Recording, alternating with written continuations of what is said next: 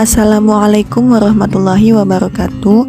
Perkenalkan, nama saya Nur Septiani dengan NIM 2017102225. Saya mahasiswa Fakultas Dakwah Prodi Komunikasi Penyiaran Islam UIN Saifuddin Zuhri.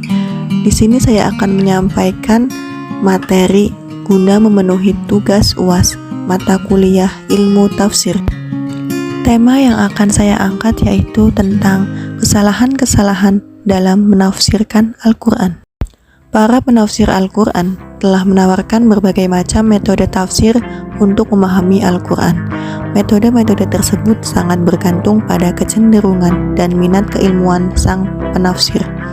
Dari perbedaan kecenderungan keilmuan tersebut, lahirnya bermacam-macam madhab tafsir, seperti tafsir fiqhi, tafsir ilmi, tafsir adabi ijtimai, dan lain sebagainya.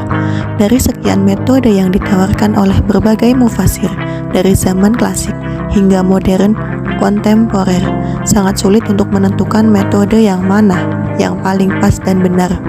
Namun yang pasti, semua penafsir Al-Quran semuanya menginginkan agar karya tafsirnya dapat mengungkap makna Al-Quran dengan sebenar-benarnya. Tidak ada seorang mufasir pun yang menafsirkan Al-Quran dengan tujuan memaknai Al-Quran secara salah. Namun, kemungkinan kesalahan dalam penafsiran tentu akan banyak ditemukan karena mengungkap makna Al-Quran tidaklah semudah membalikkan telapak tangan. Dalam hal ini, saya ingin memaparkan beberapa catatan para pemikir Al-Quran tentang beberapa penyebab umum yang menyebabkan seorang mufasir melakukan kesalahan atau kekurang tepatan dalam mengungkap makna Al-Quran. Permasalahan mengenai tafsir muncul saat manusia semakin menjauh dari zaman Nabi dan sahabat. Apalagi setelah berkembangnya ilmu pengetahuan dengan sangat pesat, berbagai ahli ilmu mencoba menjelaskan Al-Quran dengan perspektif bidang ilmu yang mereka tekuni. Keadaan tafsir Al-Quran mengalami titik kulminasi terendahnya ketika seorang penafsir terlalu fanatik terhadap mazhab tertentu, serta menafsirkan Al-Quran dengan berbagai macam kepentingan pribadi dan kelompok. Hal ini memungkinkan terjadi penyimpangan-penyimpangan dalam tafsir. Berbicara tentang salah dan benarnya sebuah tafsir merupakan hal yang tidak mudah, sebab sejak meninggalnya Nabi, tidak ada lagi seseorang yang dipandang memiliki otoritas untuk menentukan yang mana sebuah tafsir itu dikatakan benar atau salah. Pertanyaan yang muncul adalah, siapakah yang berhak menilai bahwa sesuatu tafsir dikatakan benar atau salah? Namun, bukan berarti tidak ada jalan untuk menemukan kesalahan-kesalahan dalam tafsir.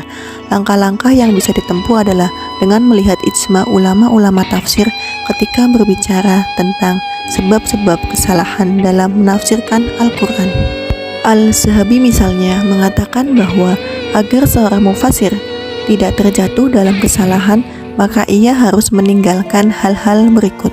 Yang pertama, terburu-buru menafsirkan Al-Quran tanpa mengetahui aturan-aturan kebahasaan dan usul al-syariah. Yang kedua, terlalu mendalami sesuatu yang dirahasiakan oleh Allah, seperti ayat-ayat mutasyabihat. Yang ketiga, menafsirkan Al-Quran dengan hawa nafsu dan dugaan-dugaan semata. Keempat, penafsiran yang ditundukkan pada mazhab yang rusak. Yang kelima, tafsir yang dipotong-potong tanpa adanya dasar argumen yang jelas. Yusuf Al-Qaradawi juga menyinggung tentang penyebab ketergelinciran Al-Mazalik wa Al-Mahazir seseorang dalam menafsirkan Al-Quran. Setidaknya ada 8 poin, diantaranya adalah yang pertama, mengikuti ayat-ayat yang mutasyabih dan meninggalkan ayat-ayat yang muhkam. Kedua, takwil yang rusak. Yang ketiga, meletakkan nas Al-Quran secara tidak proporsional. Yang keempat, menentukan ayat-ayat nasih mansuh tanpa adanya argumen yang jelas. Yang kelima, tidak memahami hadis dan asar. Yang keenam, berpegang teguh pada riwayat-riwayat Israiliyat. Yang ketujuh, meninggalkan kesepakatan umat atau ijma. Dan yang kedelapan, lemah ilmunya baik dalam bahasa Arab maupun ilmu syariat. Sedangkan Thohir Mahmud Muhammad Yaqub menulis karya disertasinya yang berjudul Asbab Al-Khata fi At-Tafsir. Karya ini menjelaskan dengan sangat rinci bahwa sebab-sebab kesalahan dalam tafsir sangat banyak sekali. Ia mengelompokkan kesalahan-kesalahan dalam penafsiran dalam 4 kategori. Yang pertama, kesalahan yang disebabkan mengabaikan sumber primer daripada sumber-sumber sekunder. Yang kedua, tidak teliti dalam memahami nas-nas Al-Quran dan semantiknya. Yang ketiga, menundukkan teks Al-Quran pada kepentingan mazhab dan politik atau yang lainnya. Keempat, mengabaikan sebagian syarat-syarat yang sudah pasti dalam menafsirkan Al-Quran. Demikian sedikit materi dari saya, semoga bermanfaat untuk kita semua. Kurang lebihnya mohon maaf. Wassalamualaikum warahmatullahi wabarakatuh.